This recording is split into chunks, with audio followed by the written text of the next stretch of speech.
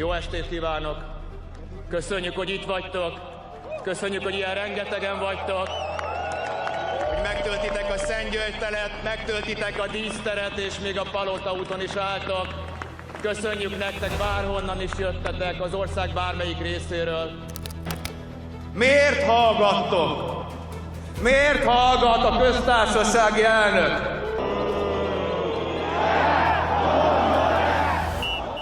Tens of thousands of Hungarians have taken to the streets of Budapest, demanding the resignation of Prime Minister Viktor Orban amid a deepening scandal over abuse of children in state-run juvenile facilities that has shaken the government and heightened political tensions ahead of next year's national elections. The mass demonstration unfolded on a bitterly cold Saturday in central Budapest, where protesters marched from various corners of the city toward the government's offices on Castle Hill.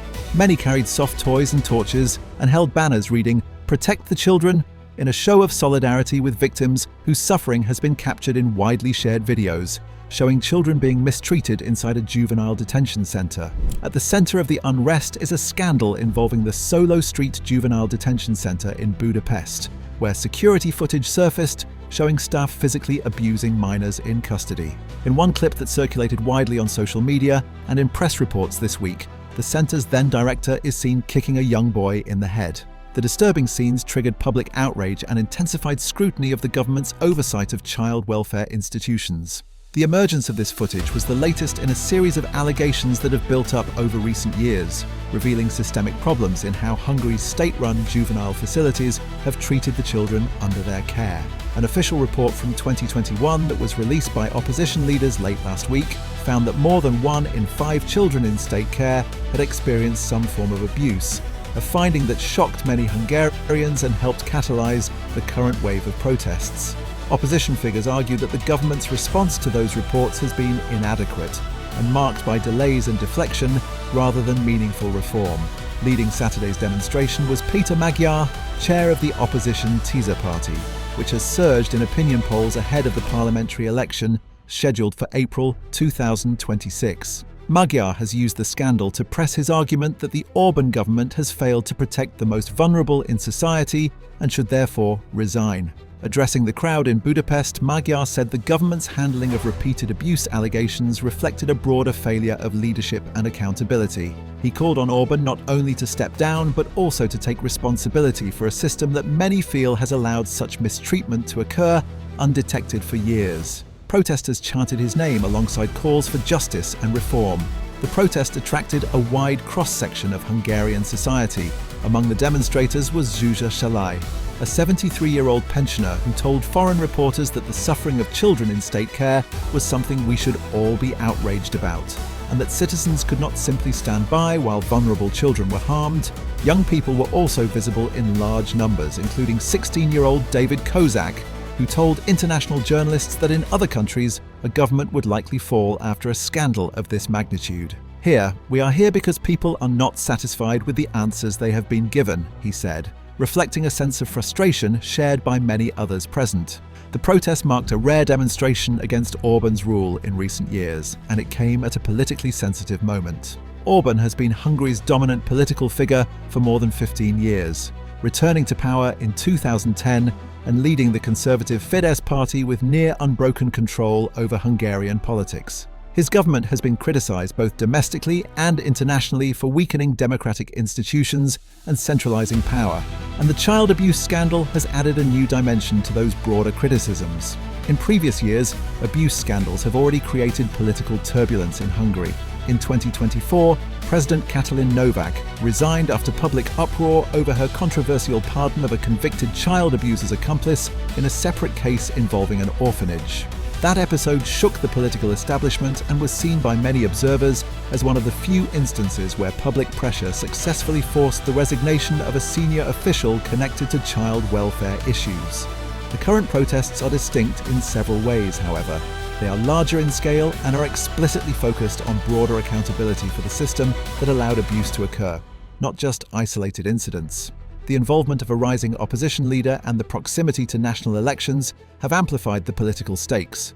Experts note that the protests could set a precedent in Hungarian politics, signaling that citizens are increasingly willing to mobilize publicly against systemic failures in governance. Social commentators also highlight how the visual impact of children's toys and symbolic gestures during marches underscores the moral urgency driving the movement, giving the protests an emotional resonance that numbers alone cannot capture. The government has responded to the latest controversy by acknowledging that serious problems occurred and promising action. Following the release of the disturbing video, authorities placed all 5 of Hungary's state-run juvenile correctional facilities under direct police supervision to ensure immediate oversight and prevent further abuse. Prosecutors have detained several staff members connected to the Budapest facility, and investigations are continuing.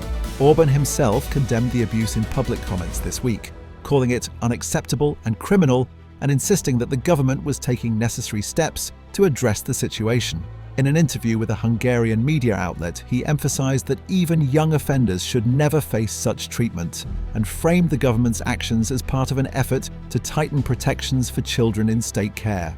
Despite these declarations, many demonstrators and opposition figures say the government's response has been too little, too late. They point to patterns of inaction in the face of earlier reports and argue that the reforms announced this week fall short of what is needed to rebuild public trust and ensure accountability.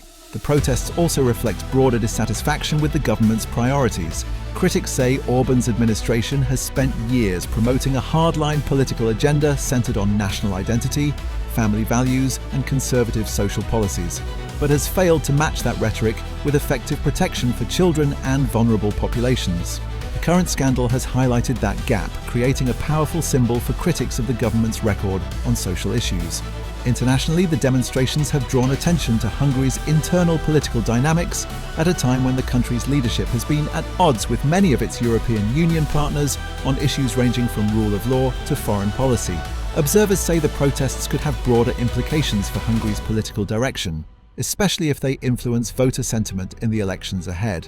Analysts are also watching how civil society groups, NGOs, and advocacy networks mobilize in response to the protests, potentially shaping longer-term debates on child welfare and government accountability beyond the immediate election cycle. While the protest in Budapest was one of the largest gatherings in recent memory, smaller demonstrations and expressions of discontent have appeared in other parts of the country as well. Social media and independent news outlets have been filled with discussions of child welfare, the handling of abuse cases, and the expectations Hungarians have for government transparency and accountability. For now, the government maintains that it is acting responsibly in the face of these scandals, and it has sought to frame the placement of juvenile centres under police oversight as evidence that the system is capable of correcting itself. But opposition leaders argue that structural changes are needed to prevent similar abuses in the future, and to hold political leadership accountable for systemic failures. As the protests continue to reverberate and political pressure grows, all eyes in Hungary remain on the approaching elections. The outcome of those elections could reshape the political landscape and determine whether Orban's long tenure will continue or whether a new chapter in Hungarian politics is beginning, driven in part by a public demand for greater accountability and protection for the country's children. At the core of this moment is a deep concern among many Hungarians that a society's most vulnerable members must be safeguarded, and that government institutions should act swiftly and transparently when allegations of abuse arise. Whether the protests lead to immediate political change or contribute to longer-term shifts in public sentiment, they represent a significant expression of civic engagement and public outrage over issues that reach far beyond the protest lines.